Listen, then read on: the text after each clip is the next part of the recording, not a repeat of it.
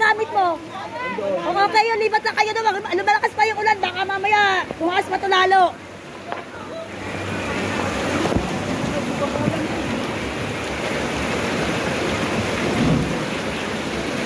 Wala nang ano dyan. Wala nang ano dyan? Nakalikas na ba iba? Wala ka pa nakababa oh.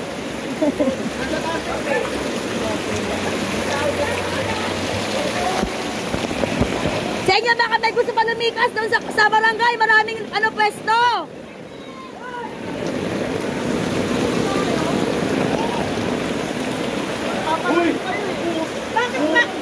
Bakit may nakabata pa?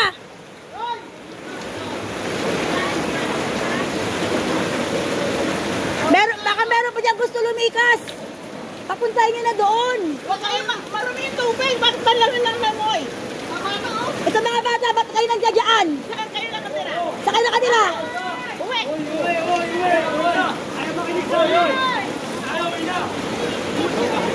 Umuwi kayo doon.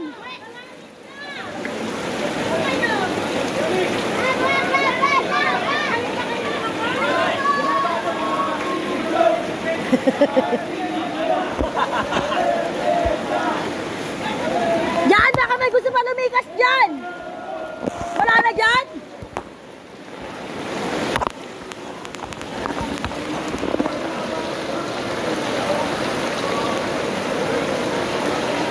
Dito, nakalikas na rin dito. Sino naman nakatira dyan?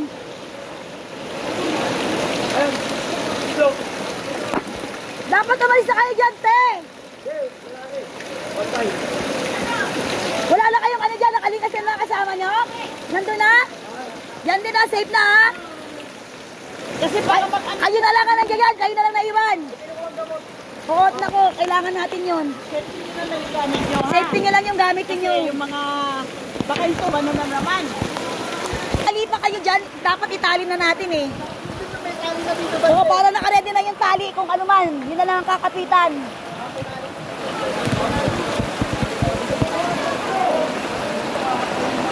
Pangalawa pangyayari ito, siguro naman may experience na tayo lahat-lahat.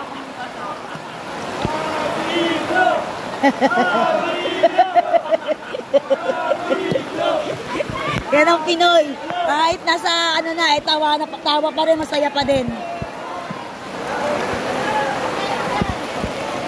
May kuryente? Ate Glo, wag ka daw dyan. Bakit? Okay.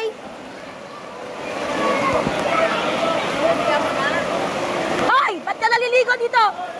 Doon na! Saan ka nakatira? Oo, nakalikas na daw. Binabantay lang daw nila gamit nila. Wala na. Oo, wala na daw dito. Kumbaga, bantay na lang daw sila dito. Kaya kailangan may tali talaga eh, para papunta doon eh.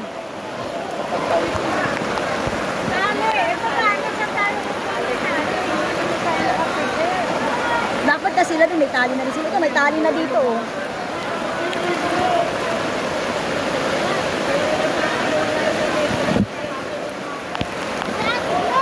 Ate Glo! Dito, safe maglakad. Si Ate Glo, mapuntahin mo na dito. Ano, baka mabato? Sige na si Ate Glo. Dapat may nakaredy na kayong tali. Iba yan, yung dito, papaganon.